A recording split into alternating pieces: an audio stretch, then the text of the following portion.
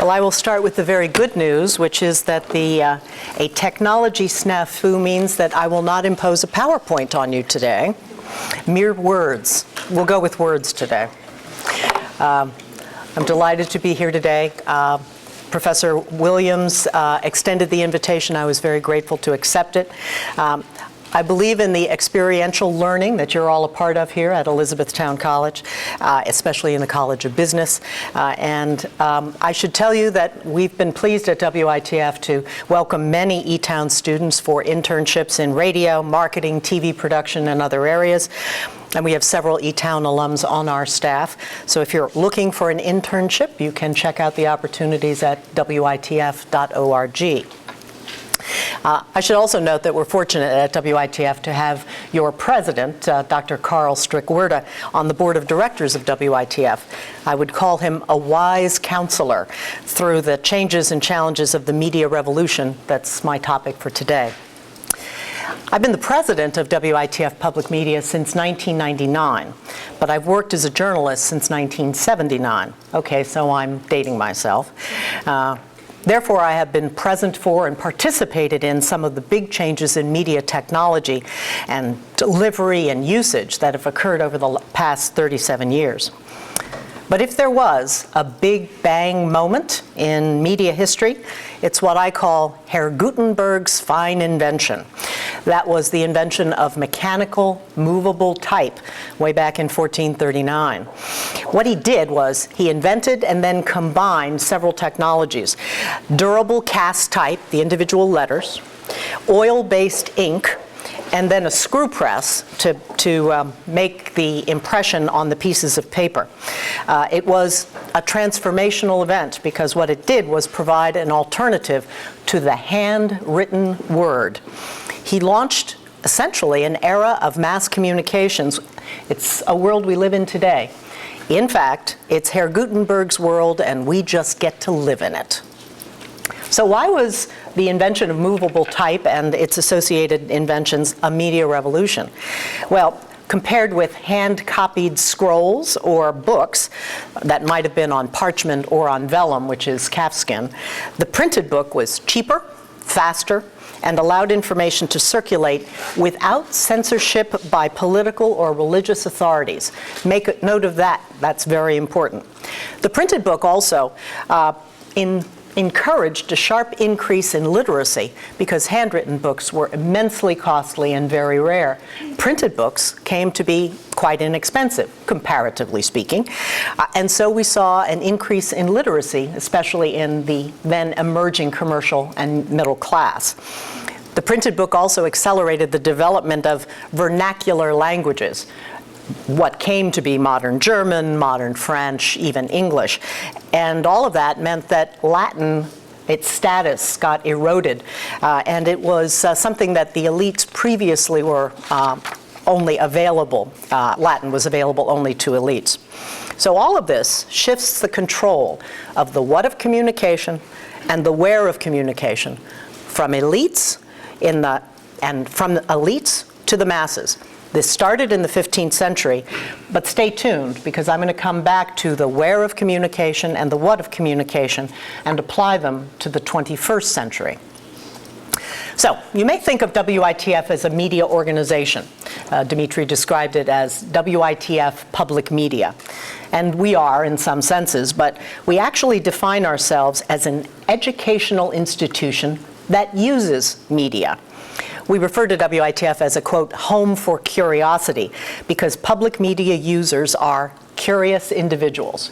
And how do we know this? Well, NPR listeners embody this love of learning.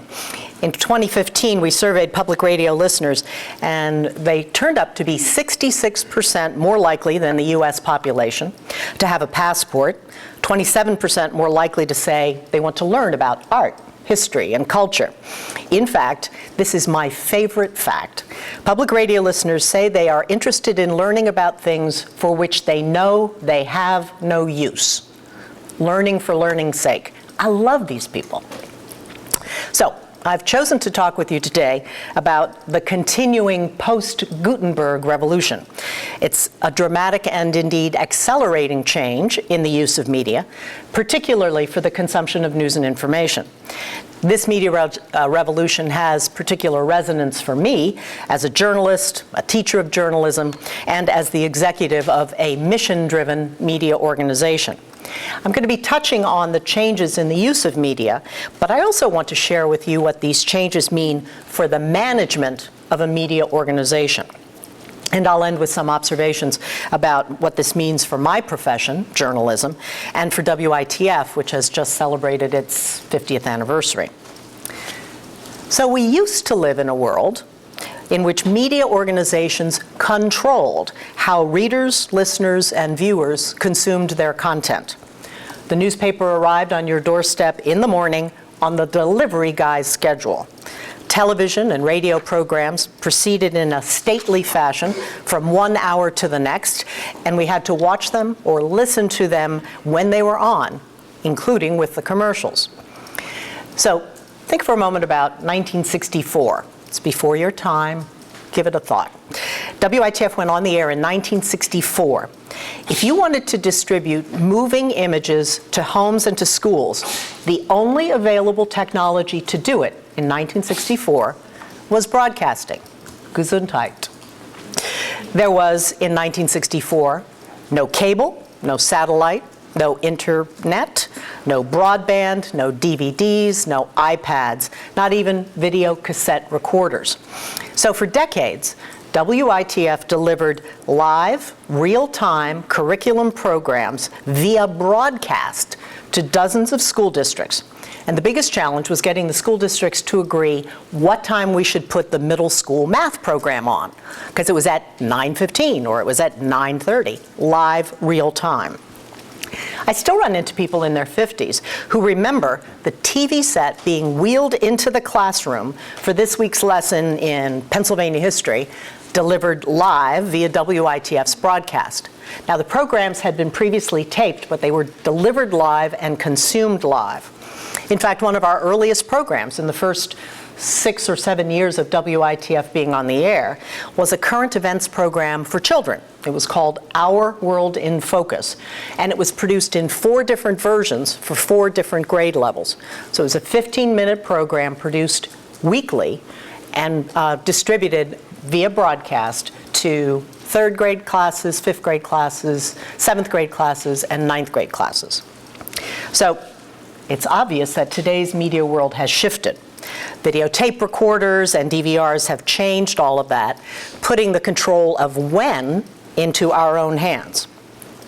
Now, control of radio is taking a lot longer because the majority of radio is still consumed live as it's broadcast. But now there are podcasts, which allow you to download audio from a website to a mobile device or your computer and listen when you like, giving you episodes of This American Life or Serial or Wait, Wait, Don't Tell Me on your preferred schedule. NPR, by the way, reports that downloads of podcasts increased 41% in the past year. So that's about the when. What about the where? The explosion in mobile devices has changed the where of media consumption as well. It's not surprising, more than 3/4 of American adults own a laptop or desktop computer. 90% of American adults have a cell phone, and 64% have a smartphone. According to the Pew Research Center's State of the Media report for 2015, 39 of the top 50 digital news sites get more traffic from mobile devices than they do from any other platform. But you know what? The biggest change in all of this isn't in the tools and the gadgets. It's in us and in our own habits. 46% of Americans say they get their news online at least 3 times a week. That's more than newspapers. That's about 40%. Only TV local news is more popular in America. 71% of Americans say they watch local TV news 3 or more times a week. 47% of Americans say they get some kind of local news on mobile devices. So they're not even watching local news on TV. They're doing it on their cell phones or tablet computers. In fact, The people we used to refer to as members of the audience aren't anymore, because that implies passivity. They're the people formerly known as the audience, in a memorable term from the media guru Dan Gilmore and NYU professor Jay Rosen. We are all now active participants in the creation, distribution of news. All of this is a big change for we who have been broadcasters, because we are used to being the providers of information to passive consumers who were isolated from each other. The stuff went from my station to your house and to yours and yours and yours, but the rest of you weren't connected to each other before this media revolution. Today, though, the people formerly known as the audience, and that includes all of you, can speak to us and can speak to each other through blogs, Facebook, Twitter, Instagram, etc. And you can also contribute, as many of you do, via YouTube, Instagram, and dozens of other tools. We are our very own First Amendment machines. These changes in control have also been accompanied by what I describe as a merging of platforms.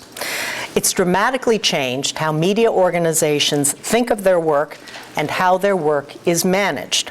So, for many decades, media professionals knew that radio was different from television and that both of them were different from print. Radio was consumed live, largely in the car, and was format-driven. What that means is radio stations are typically known for doing one thing. It's a country music station, it's a top 40 station, it's a hip-hop station, etc. But not all of those things, or several of those things, all at one time. Television, on the other hand, was and is a program-driven medium, meaning you choose a program to watch, not a channel. Nobody settles down to say, I'm going to watch CBS tonight. You're watching a program. Audience reach for TV and for some radio formats was very broad, and print, both newspapers and magazines, could serve both very broad audiences if it was a community newspaper, or narrow ones for particular interests, philately, car repair, whatever it might be. What this meant from a workflow and a work self-perception basis was that radio producers and talent took pride in their skills in audio. Television producers and talent took pride in their ability to create and edit images. Reporters and editors loved the printed word. It was unusual for professionals to shift from one media platform to another.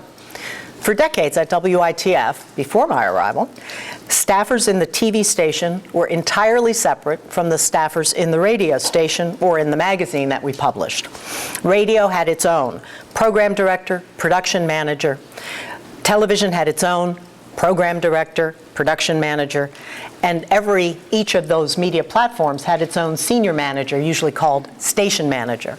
So you have the CEO, then you've got silos, one for TV, one for radio, one for magazine. Starting in the 1990s with the emergence of the World Wide Web, by the way, we launched WITF.org in 1997. It was pretty clear that audio and video and print were all going to appear on the web, and that our reporters and producers had to be multi-platform, meaning able to produce audio, video, photos, and print. After my arrival in 1999, I created something called a content strategy group, which jointly and cooperatively planned for coverage on all of our platforms. Eventually, we had no separate managers such as I've described. Right now, we have a single vice president of content, and we have a single multimedia program director and a single multimedia news director. So the silos are gone. It's a single content creation and distribution operation.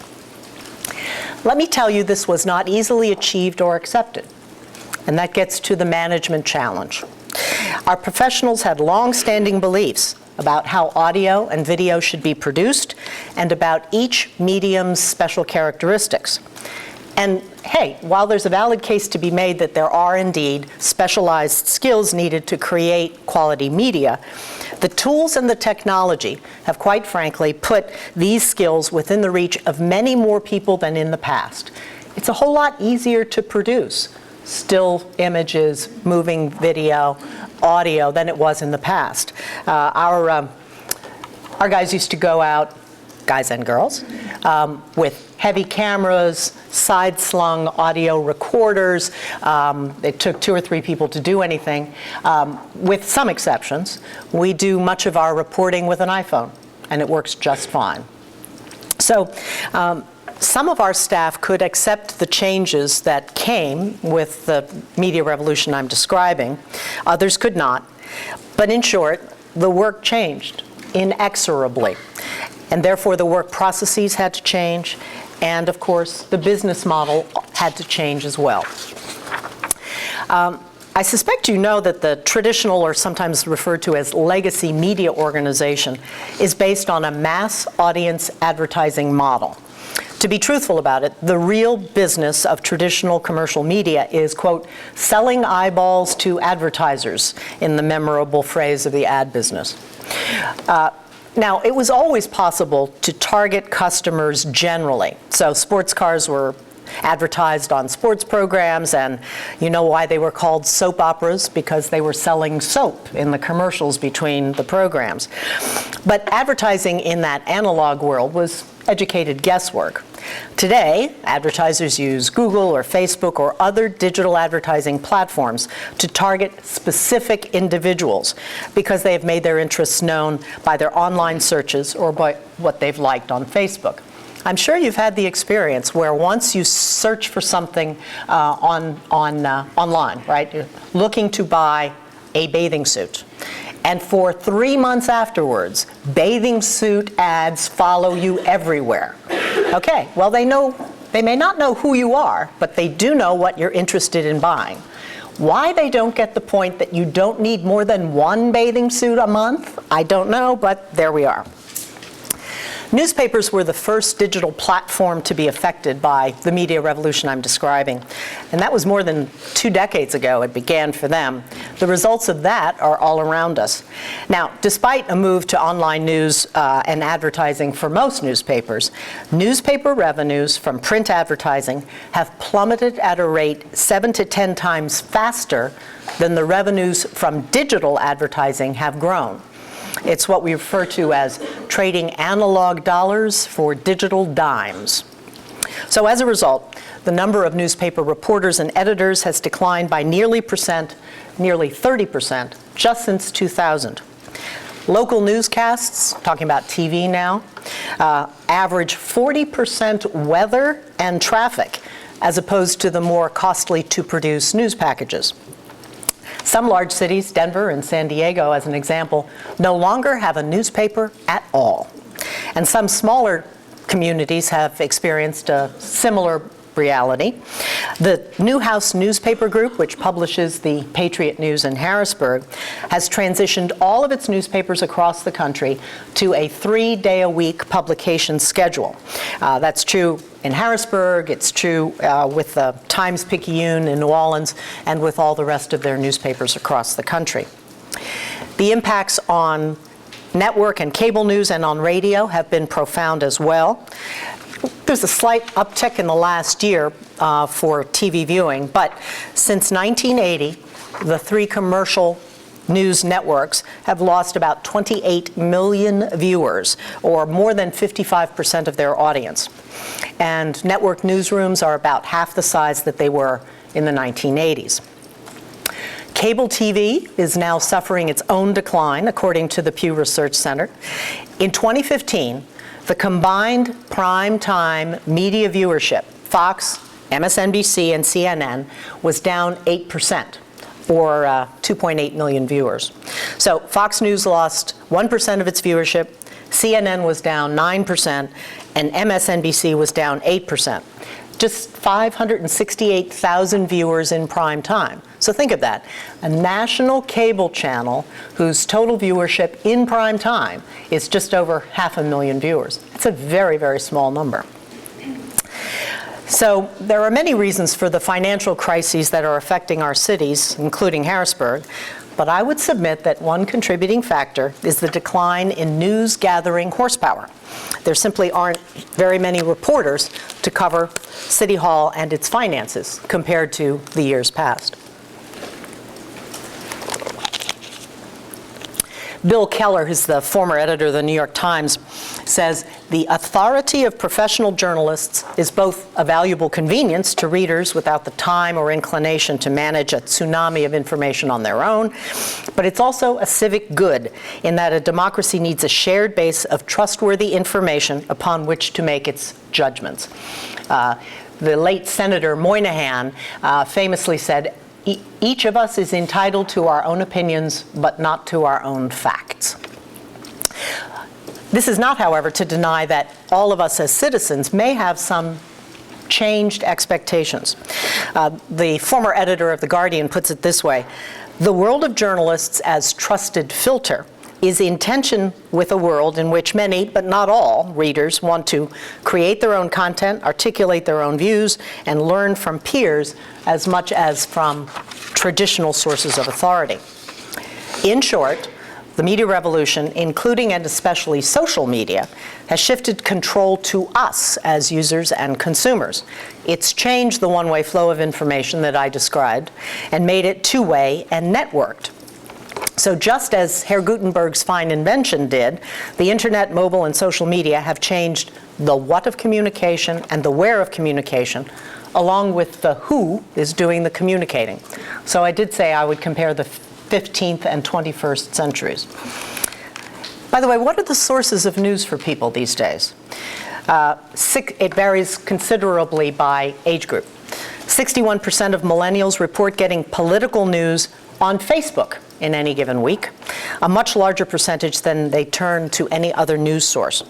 Comparatively, baby boomers, 60% of them report using local TV as their primary source of political news. The Gen Xers, who bridge the gap between millennials and baby boomers, are actually bridging the gap in terms of access as well. About half get their political news on Facebook, and about half do so on local TV. In surveys, this is described as, if the news is important enough, it will come to me via Facebook, Twitter, email, or text. Increasingly, your circle of acquaintances and family is your most significant source of news. Not limited to political news, but news and information generally. My personal favorite of the social media platforms is Twitter, which launched all the way back in 2006 and now has 320 million active users. 80% of them tweet from mobile devices, by the way. 58 million tweets issued every day. And an astonishing 79% of Twitter users are outside the US. I'm sure you've been aware of how Twitter has been used in uprisings and revolutions in the Middle East and elsewhere. It's a very easy to use platform. It's more difficult for authorities to control. It's one of the reasons that 79% of Twitter accounts are outside the US. If you're an internet user in the United States between 18 and 29, that makes you most likely to use Twitter. You can follow me on Twitter if you're so inclined. I'm at KPAV, K-P-A-V, and I tweet about media trends and news at and from WITF. I'm something of a media critic, so you'll hear me making comments about that. I follow 222 people. I have 477 followers. Justin Bieber has nothing to fear from me. And over the past 6 years, I've tweeted about 2,000 times. So what does all this mean for me? Twitter is my personal wire service. I follow several dozen journalists, media critics, and scholars. They tweet about the news, about what they read, and about what they're writing, their latest blog posts and articles. These tweets send me to pieces of content recommended, as it were, by people whose work I already respect and trust. So don't be following folks who are telling you what they had for breakfast. There are lots of terrific folks to follow on Twitter. And I find in the two-screen experience of watching the news that I go first to Twitter if I'm aware that there is an evolving, developing news situation, whether it's in this region or elsewhere. I will get it first on Twitter before I will get it even from the really pretty swift digital updates from the New York Times or any of the other news sources. Increasingly, news organizations will do their first alerts on Twitter and then will follow up with blog posts or other email alerts. You know, it's a really big step for journalists and media organizations to involve the public in news gathering. I'll tell you a little bit about how we have been gingerly opening the windows and then the doors to allow persons formerly known as the audience to participate in our news gathering and reporting. One example is this. We have accepted a select number of fellow nonprofit organizations to join us in creating deep reserves of specialized content.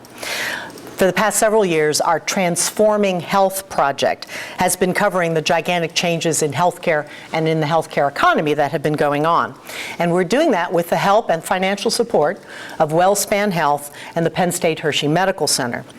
These are mission-based organizations, they're nonprofits, and they have a commitment not just to the delivery of health care, but to public information, public education about health.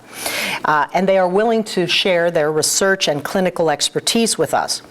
Now, we do reserve final editorial judgment on all the content we create, video, audio, print, and the web. But we have found that non-journalistic organizations, if they have a shared commitment to public service and public information, they can be superb partners for us. You know, journalistic traditions kept us from engaging in these partnerships in the past for fear of undue influence on content. We've also discovered, or perhaps rediscovered, the world's oldest form of interactivity. That would be face-to-face communication.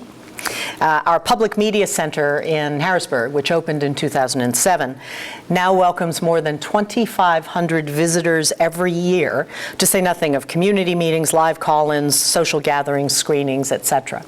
Our annual kindergarten readiness event for families draws 750 soon-to-be kindergartners and their families. And if you'd like to have a tour of the facility arranged for your interests in business or in media, I would be happy to arrange it. Now, WITF as a public media organization is just one small part of a larger media ecosystem.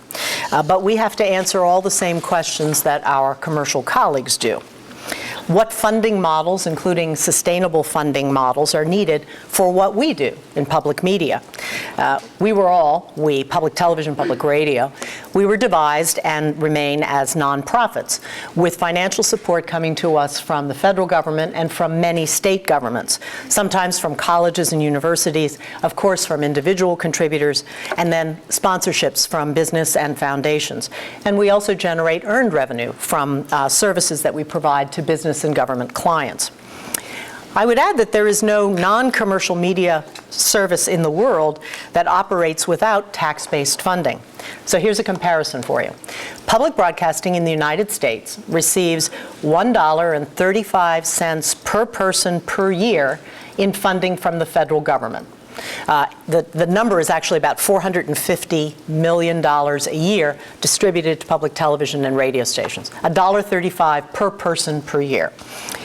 Canada, Britain, and Japan, which also have very distinguished public media organizations in their countries, provide funding between $40 and $80 per citizen per year. So if you ever wonder how the BBC has global reach, that's the answer. Now, for 40 years of WITF's nearly 50-year history, the Commonwealth of Pennsylvania also provided a modest operating grant. In 2009, the funding was cut without warning to us. It represented 8% of our annual revenue. And I will tell you that was the most difficult time in my personal professional life. We had to lay off 20 full-time staff members. We trimmed expenses sharply. We do remain hopeful that Pennsylvania will do what other states have done, which is to restore funding for their non-commercial educational services. That will, of course, depend in Pennsylvania on having a budget. We're working on that. One of the other questions all of us in media have to answer is, how do we define ourselves? Do we define ourselves as serving a chunk of geography? To what extent should our future be built on serving a geographically defined community or serving non-geographic communities of interest? And here WITF has chosen a dual path. I was talking to two of your colleagues here about how come some people, depending on where you live, can receive both WITF and Maryland Public Television? We're talking about TV in this case. Well, it has to do with the fact that, in one sense, all of us think of ourselves as serving communities of geographic reach. So for WITF TV and radio, roughly speaking, we serve from Reading on the east to Chambersburg on the west, Sunbury to the north, and then below the Pennsylvania border. That's to define us geographically, about 19 counties, give or take. While geography does matter, we also recognize that we have to serve people wherever they are. So, a story about geography. I'm a native Pennsylvanian, so I get how Pennsylvania is made up of distinct communities that feel very parochial and special about their communities. But I'll never forget a conversation I had with a woman shortly after I arrived at WITF. She was very insistent. In fact, she was offended. I thought she was from Palmyra, and she was from Annville. And I think some of you know we're talking about a 3-block difference here. But it was a really big difference to her. So we covered geography and we tried to celebrate the special characteristics of individual communities. But we recognize that people seek out information and entertainment from everywhere without reference to where they live. So we do that by coordinating with our colleagues at other public media organizations within the state and around the state, and by making sure that whether or not you are in central Pennsylvania, south central Pennsylvania, you can still stay in touch with us wherever you are. And our live streams, blogs, and so on have a couple of hundred people accessing us from around the world on any given day. They're trying to stay in touch with their hometown, trying to find out how much snow there was in Harrisburg, do we have a budget yet, etc. We have earned a place in people's lives because we are, well, ubiquitous. We started as a resource for classrooms. You heard me describe that Stone Age era of technology. But we now have a place in your living room and in your cars. We're a touch away on your Apple or Android phones. If you want to watch Downton Abbey or Mercy Street, you don't have to be sitting in front of your TV at 9 p.m. on a Sunday to do so. You can do it online at witf.org. Each episode is available for several weeks after the initial broadcast. Children access us through the WITF Kids app, and you can access NPR and WITF-FM through something called the NPR One app. If you download it, it will localize to WITF, and you'll be able to get both the national feeds from NPR and local specific content that comes from the WITF newsroom. And at the WITF Public Media Center, we are both a center for public media and a media center for the public. So the aggregated audience impact that we have is really quite significant. We have 128,500 listeners every week, and our core listeners spend 6 hours a week with us. Morning edition, all things considered, running errands on Saturday. TV draws 263,000 viewers each week, adults and children.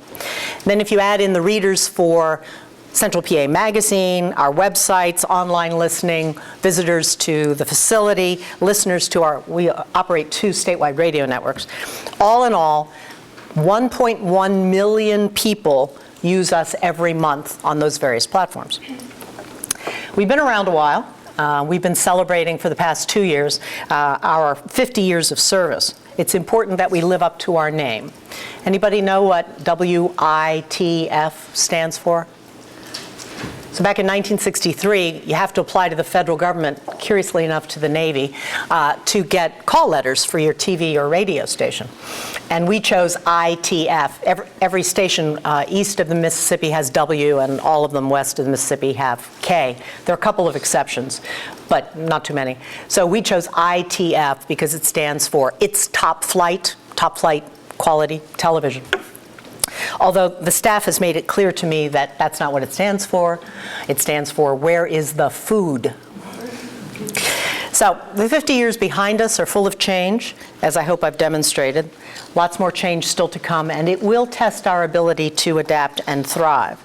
So we're going to base our adaptations on a mission of public service and a commitment that both welcomes community commitment and uses media expertise to benefit the public.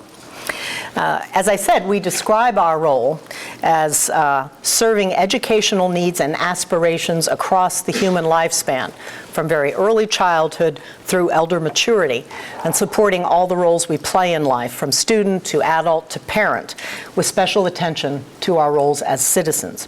And that's the distinctiveness that's been our hallmark from the beginning, and quite frankly, our justification for a continued role in American public life. Let me sum up by saying that I will welcome your questions and comments. Happy to hear questions you may be harboring about how exactly we go about choosing programs or scheduling programs. I will warn you that if you like what we're doing in programs, I will take personal credit. And if you don't like them, there's a program director I'm going to blame, just so you know. Also, I've brought a selection of pins for you that may bring back memories of watching public television in your earlier years, from Elmo and Big Bird, and especially Curious George and Clifford the Big Red Dog, and so many others. So by all means, wear them proudly. So let me end. Thank you for inviting me, and let me take questions. Yes, ma'am. So how did you get to the position that you were specifically? How did I get to the position that I'm in?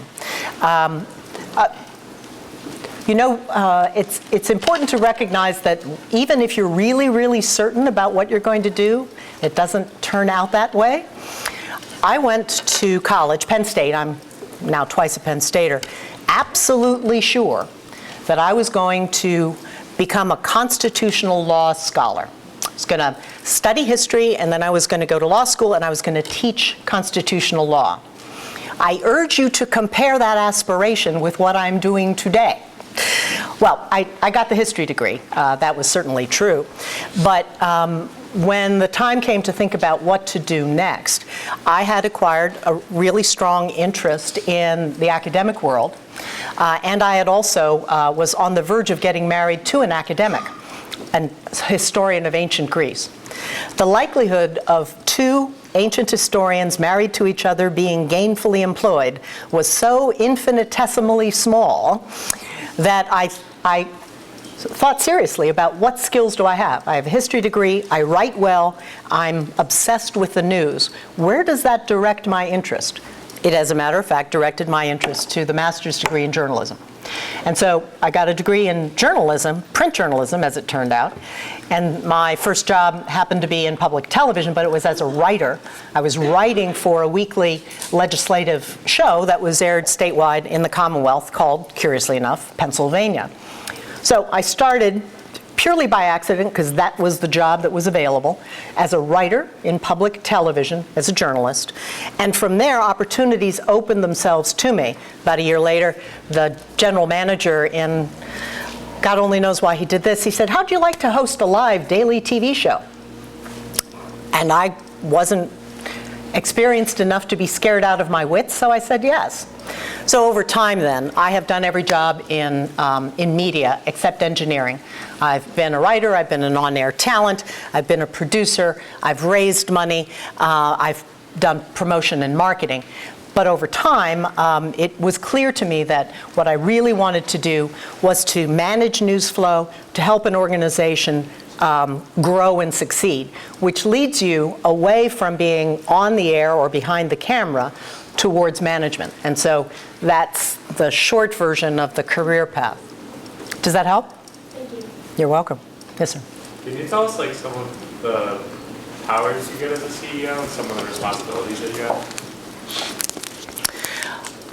I will tell you that being a CEO is not like being Jean-Luc Picard, where you say, "Make it so," and it's so. That's not how that works. Most importantly, I report to a board, a not-for-profit board. It's rather similar to Dr. Strick-Werda's role, in which he reports to a board of trustees. We have a board of trustees member in the room today. I am responsible for the execution of the mission, which is described typically through a strategic plan that's been reviewed and approved by the board. I'm responsible for the annual financial results of the organization, which includes generating revenue from the various sources that I've mentioned. I am responsible for all of the personnel action, structure, and consistency in the organization. The board evaluates me on an annual basis, but I'm responsible for all of the individuals who report to me from the senior staff all the way down. I spend a considerable amount of time interacting with donors, with other constituents who are important to the organization. So I mentioned our partner organizations, two of them are WellSpan Health and Penn State Hershey Medical Center. So I'm interacting with those important constituents who help to execute the mission. So I have personnel responsibility, financial responsibility, mission execution responsibility. You're welcome.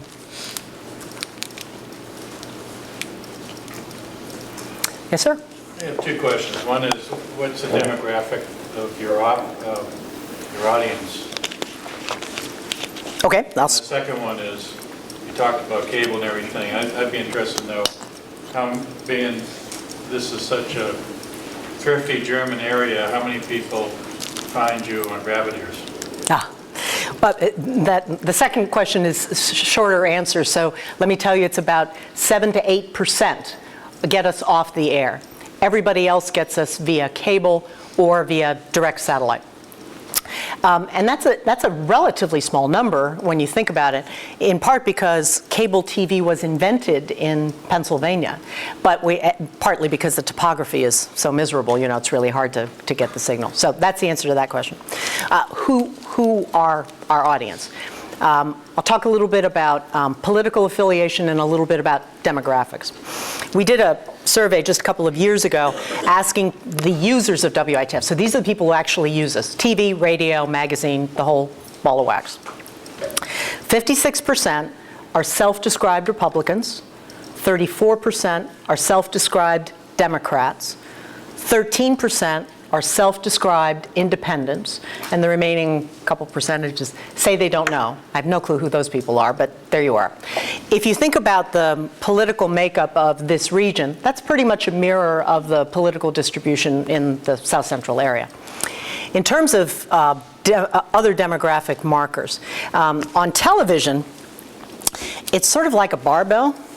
If you're under 11, you're spending a lot of time with us one way or the other. So we have a very large audience of children under 11 or 12. Then we have fewer viewers in the 20 to, say, 45 range, in part because you guys are too busy to watch TV, right? Am I right? Yeah. And then as people start to have their families, they begin to phase back into use of television, including public television. And then our most significant viewer cadre, if you will, on television is 45 plus. And that's because of the kind of content we distribute: the NewsHour, Masterpiece Theater, British comedies, etc. The demographic makeup on radio specifically is a bit different. It's younger. There's very few people under 17, shall we say, in the public radio audience, with the exception of the people we refer to as the backseat listeners. These are the kids who are marooned in the back seat with their parents and forced to listen to public radio. And let me tell you that that particular mechanism has resulted in a very important new growth for public radio listeners. So quick story, some of you will remember Chip Brightbill, who's was a local legislator. And a board member and I went to visit Chip Brightbill in the state capitol. And on that day, he happened to have two students from nearby colleges who were following him around for the day. And we started talking about WITF and making the pitch for continued financial support. And these two young women chimed in by saying, oh yeah, I'm a political science major today because my mom made me listen to WITF in the backseat of the car. And I'm going like this to my board member who's right next to me saying, don't say anything, these girls are taking care of everything for us right now, right now. So leaving aside the backseat listeners, the majority of public radio listeners are 35 plus. And what's interesting about them, in addition to their curiosity, which I mentioned at the beginning of they're interested in learning about stuff, public radio listeners are over-index hugely for things like volunteering with organizations, voting, engaged in community organizations, travel, things of that kind. So having a large world around them is really important to them. Is that okay? So, tell me, who listens to WITF or any other public radio station? We got a few, yeah. Does anybody have time for TV? Anybody watching public TV? Hi there, nice to see you. Yeah. What are you watching? Have watched recently? Was it Downton Abbey, perhaps? No, Bachelor. Lots of stuff on TV these days. Is anybody watching TV real time? Sports, I guess, right? You got to watch sports in real time. So, yeah. You're exceedingly typical of your age group in that regard. That there's no shortage of video being watched. It's just not being watched in conventional real live television broadcasts, or necessarily even on a TV. That's why I've encouraged, you talked about the power of the CEO. Let me say I have the power of suggestion as the CEO. And one of them is for my staff to stop talking about TV and radio and talk about audio, video, and print. And that helps to disassociate ourselves gently but importantly from the platforms which would otherwise narrowly define us. Yes, sir. Right. I was an undergrad in England, Northeastern University. I did a co-op job over there and kind of fell in love with England. Mm-hmm. And I actually met my wife there. And now I find, over the years, I've been really glued to the British stories and crime drama and stuff like that because of my interest. It reminds me of living in England. But how do you explain, two of my favorites recently were Downton Abbey and Doc Martin. And how do you explain the American obsession with those two shows? They have good characters, good writing. You don't find much in the way of character-driven drama elsewhere. So we're an oasis of that sort of thing. I will say that over the past 35, 40 years, public television has had a long-standing partnership arrangement with producers of quality British drama and comedy in the case of Doc Martin. And so our audiences have come to look to us for those programs. It might have been I, Claudius, and these days it's Downton Abbey.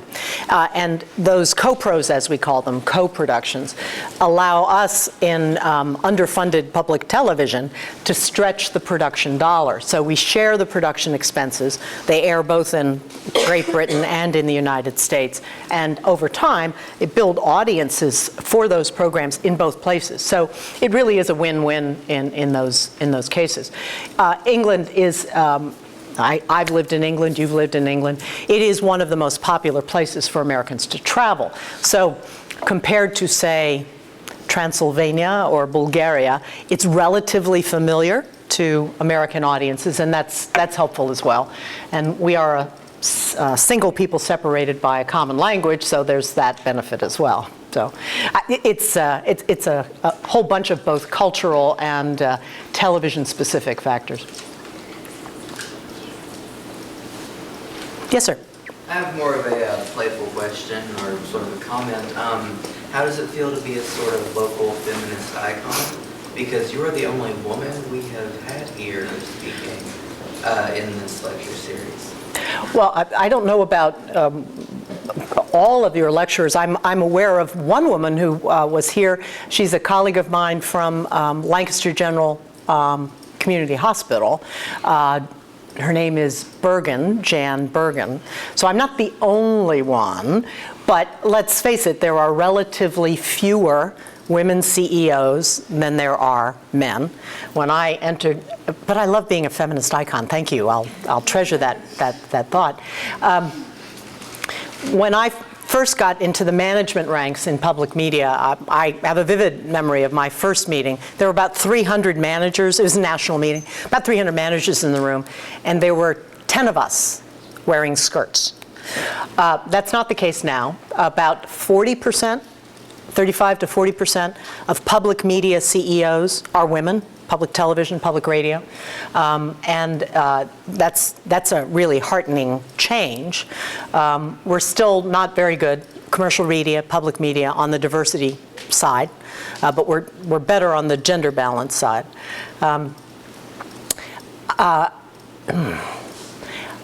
I find it difficult to speak specifically to the issue of women in management, women in executive roles, partly because my own experience, constitutional law to being a CEO of a media organization, is unique. Right? It's not a typical career path, and I wouldn't necessarily recommend it to others, but there you are. What is important is to be visible as a woman in an executive role. I have found over the years that women who have worked in my organization over time feel more confident about their abilities to take on senior or executive roles simply because they have observed the example of someone or several someones doing it.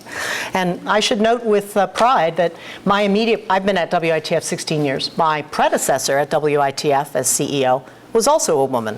That is very unusual.